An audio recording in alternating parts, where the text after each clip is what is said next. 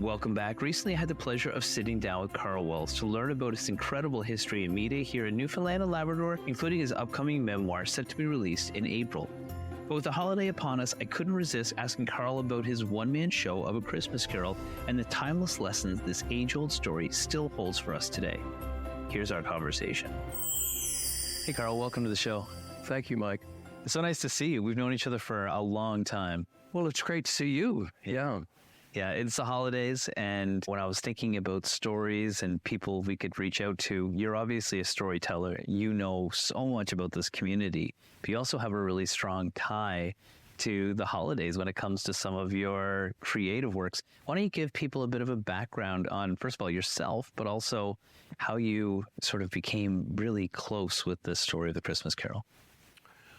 Oh, well, that goes back a long way. When I started out in radio, or when I was kind of bitten by the bug of broadcasting, it was radio at first, and I auditioned for VOWR, the voice of Wesley Radio, oldest broadcasting station in Newfoundland. And I got a job there as a volunteer announcer. And in the years that I was there, I was given a broad scope in terms of what I could do, because I got interested in producing programs, making programs, and back in the day, we used actual reel-to-reel audio tape. Yeah. And if you wanted to edit, you had to cut the tape, physically cut the tape and join it together. We still do that. What are you talking about? Yeah, there are probably some who do. Yeah. The same people who are now buying record players again. Yeah, exactly. But anyway, one of the shows I did was a Christmas show. And on that show, I decided that I would do A Christmas Carol, a shortened version of it. And I was always interested in acting. And so I did A Christmas Carol, did the voice of Ebenezer Scrooge, Bob Cratchit, Jacob Marley, Mrs. Cratchit. I did all of them, Tiny Tim.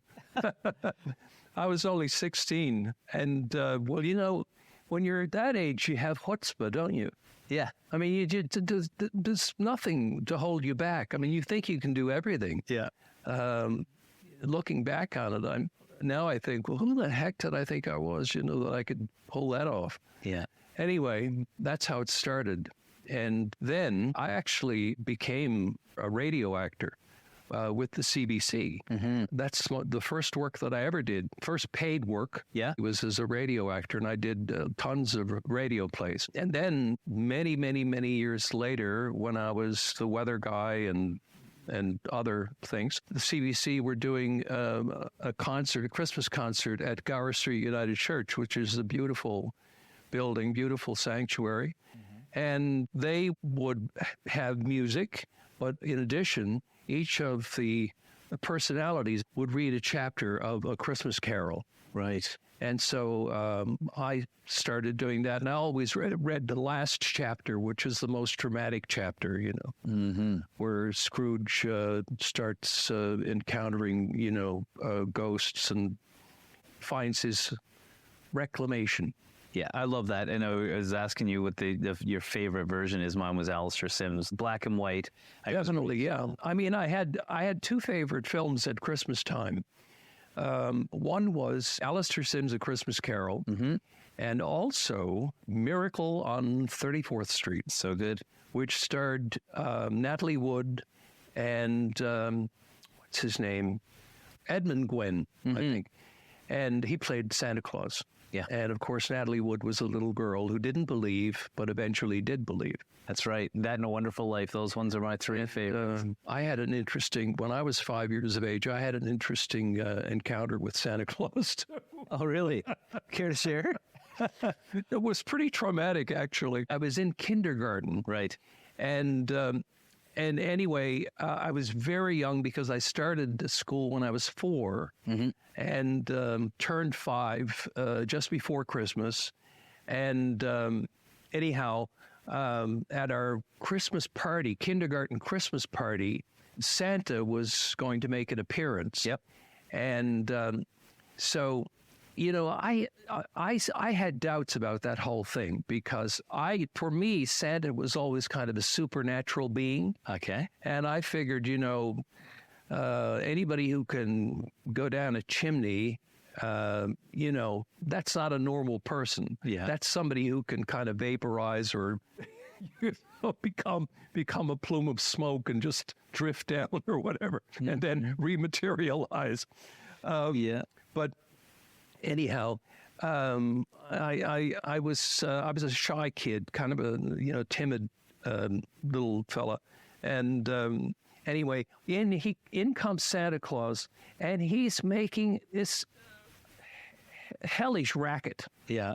He's got these reindeer bells on each wrist, and he's shaking his wrists, and the bells are going, and he's got this bag with him, this sack, and he has the worst beard I've ever seen. It was like a cardboard cutout with cotton wool pasted onto it. Okay. And Subbing in for the real guy. I may have only been 5, but I can tell a fake beard when I see it. Yeah.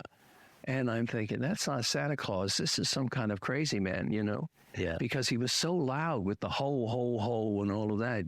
Yeah.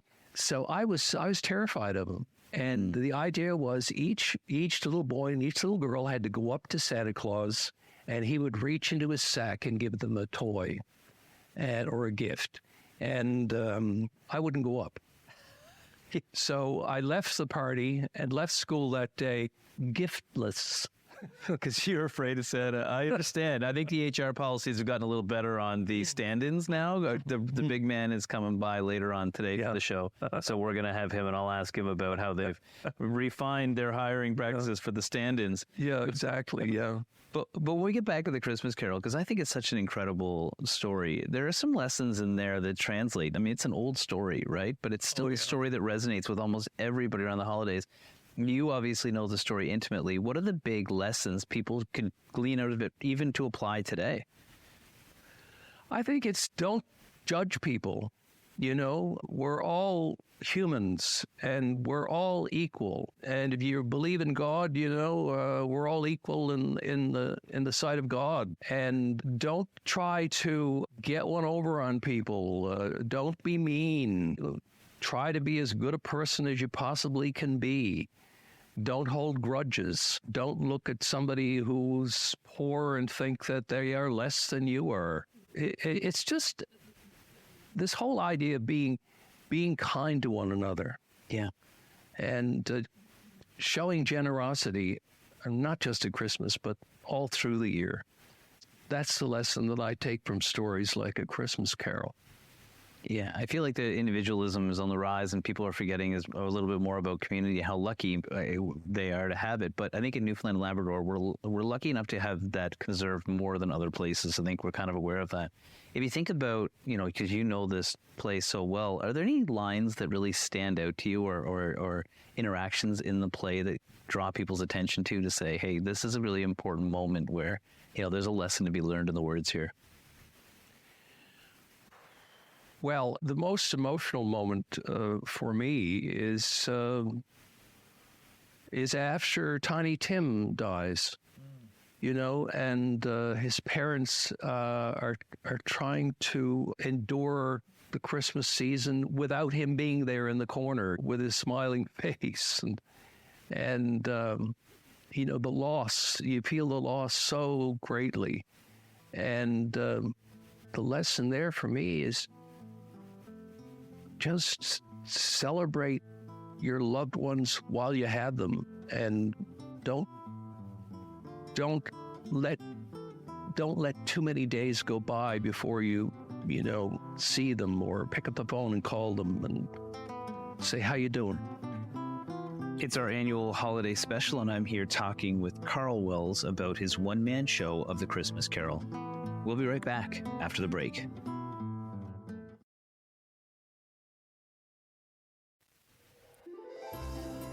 Welcome back to our holiday special. I'm chatting with Karl Wells, who did a one-man show of the Christmas Carol. He's sharing some of the important lessons that we can learn from that story over the holidays. 1000%, the holidays can bring back a lot of memories for people. And for where you played a one-man show, you had to get yourself in the state of mind of understanding what each one of these people would be going through in that story. Yeah. Do you think sometimes we forget about the fact that other people may be going through things and that we don't put ourselves in their shoes? Oh, I think that happens. I think that happens a lot because, you get so wrapped up in what's happening in your own life. We have conversations that really aren't conversations because you're just waiting for the person you're talking to stop talking so you can tell him your problems or tell her your problems. Yeah. Yeah. And I've been in conversations like that, and I can tell by the eyes, they're not really interested in what I'm saying. They're just waiting for their chance. They're just waiting for their chance to tell me, yeah, well, you should hear my story. You should hear what happened to me yesterday. That's one of the beauties of so I met you literally, I would say about 18 years ago. I was on one show. Yes, that's right, yeah. And it's funny because often in our lives when you are an expert at one thing or another, you're asked to talk. But I find radio in particular, where I get a chance to interview people, such a nice opportunity to listen. You gain so much more from listening than but talking, and I think that's something that there's a little lesson we can take with us for the holiday season. But back to our point about understanding other side of things, I think that's where caring comes from. When you can be compassionate to an individual and what they're going through, then you can put yourself second, or you can help out with some of those things. Let's go and talk about this show that's available on YouTube, where you did the one-man Christmas Carol. For anybody who hasn't seen it, they should 1000% check this out. Walk me through this. I've done some TV. I know how much is involved in production. How did you guys actually pull this off? Because it is very well done, and it's an hour-long program. Well, we did it during the pandemic. Yeah. And I had been doing it live for almost maybe even 20 years. I started out doing it, back in my CBC days, and then I did it with the choir, Cantus Vocum, and we did it we did it at the Kirk one year, but mostly during the Cantus Vocum years, we did it at Wesley United Church. And I loved doing it. I really did. And I loved the audience reaction. There's nothing like having an audience react to you when you do something. And on a couple of occasions, I was lucky enough to get a standing ovation at the end of it, which there's nothing like a standing ovation. I can imagine. I would not know, but yeah. Make you feel good. And so I was going to say the band broke up. The choir, Chad Stride moved to England, and when he moved, the choir disbanded. So there was no more of doing it with them, and I had been doing it for so many years. I just decided to kind of retire from doing it live. But then I thought, you know what, it would be nice to put it on, to have a record of it. Yeah. And so I approached Rogers TV, where I have been doing work ever since I left CBC. I'm on my second series now, and it's in its 7th year, point to point. And so I asked Linda Lamb, who was the manager there, if it might be possible, and Perry Cooper, who's the producer on my TV show, the one I have now. He was very keen to do it. And initially, I thought, well, we'll do it in the studio, and we'll just do it in a black studio and have a few props or whatever. But then I realized, you know what? The Commissariat House, the historic site, the Commissariat House here in St. John's, was, I think, built around or near Dickens' time. And you're not going to get anything in this city that looks more Dickensian than that building, that home. And so I went there and had a look at the different rooms and realized this is absolutely perfect, right down to the 4-poster bed, Yeah. Absolutely perfect. Even the counting house area was there on Bob Cratchit's desk. It was all there. Amazing. And so we got permission to film it there. And for about a month beforehand, I blocked it out here in our house. I went down to the basement and I blocked out each scene, and used some of the furniture in our house here as props and things. And so I rehearsed, and I filmed myself on the iPhone doing it, and got a feel for what it would look like or should look like. Yeah. And I spent a lot of time, more than a month, memorizing the script or making sure I had the script down pat. Because when we finally got permission from the Commissariat House, they said you can have the building for one day. And this was during the pandemic, so they weren't open for business. Right. And we got through one day of shooting and realized we can't finish it. We need another day. So then we got permission to go in for another day and finished it. But then it was just the raw footage, and Oh, yeah. Perry had to go back to Rogers and do the editing and work on the sound. And at one point, there was a scene where it goes a little bit off focus, and we reshot. And when I looked at the footage, I didn't think I was as good in the clearly shot part as the soft focus part. Interesting. And so I said, Perry, I know it's off focus, but I said you can still see it clear enough. Yeah. And people know it's a movie. People know it's camera. So I think they'll forgive us if it's a little bit soft focus. So let's put the soft focus scene in. So that's what we used in it, because I just thought I was acting better. Yeah, that's true. Before we get off the Christmas Carol story, having that tie to it and having something that kind of reminds you of the season, does that help remind you of what you're doing? If you reflect on that before the holiday season starts, and it puts you back in a frame of mind that you have to be, okay, this is what it's all about. Do you think people need that reminder when it comes to, okay, we need to get out of this work mode, this really hard fall season we've had, and now we got to really make the most out of these holidays? Well, yeah, absolutely. Yeah. I mean, I always make it a point to watch a couple of my favorite Christmas films early in the season, Yeah. because they really do put you in the mood. Yeah. And kind of focus in on how you're supposed to be treating the whole experience, or living the whole experience. And so, yeah, I think that's important. I think that's important for everybody. We all have, traditions that we uphold, and, I know reading Christmas stories was always important when I was growing up too. The story of the Little Match Girl and all of this, all of these stories. Gift to the Magi, and we had the traditions too, gingerbread houses and making our own Advent chocolates for the Advent calendar. Yeah, exactly. Yeah. And on a bigger thing, I mean, one of the ways that we reconnected was through Breakwater Books, who published our book recently. But you've had a very life well lived. You've done a lot.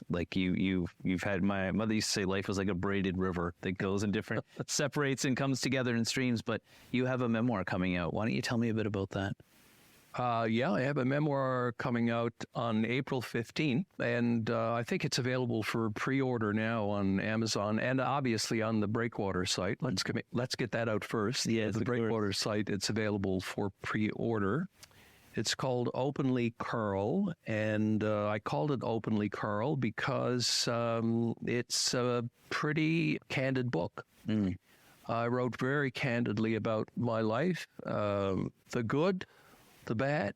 There's some very personal things about mental illness. I don't want to give you the impression it's a very down book. It's not. It's just an honest book. Yeah.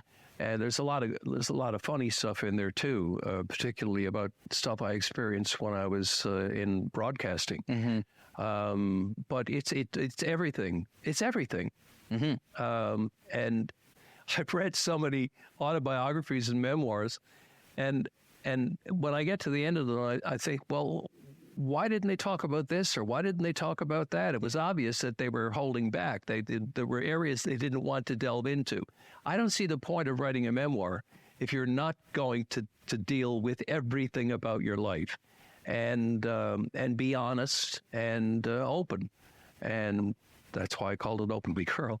But yeah, and obviously, you know, I'm a gay man, and Openly Karl seemed like a very fitting title. It's true. Yeah. But I mean, that's the reality of what I think that those years of people being manufactured and being perfect are long gone. And I think that, you know, even when I was writing letters, there were some moments where I, you know, quite emotional writing these things. And I think that's important. And I think if we bring all that back to the message for the holidays for people, what's your advice to people that are listening right now? We're going into the final home stretch. You know, this is when the season is in full swing. What's your last advice to people in the community that they can not only do right now, but also take with them to contribute back? Don't be afraid to reach out to people. Yeah. Stay in touch with people. Stay in touch with your friends. Stay in touch with your family.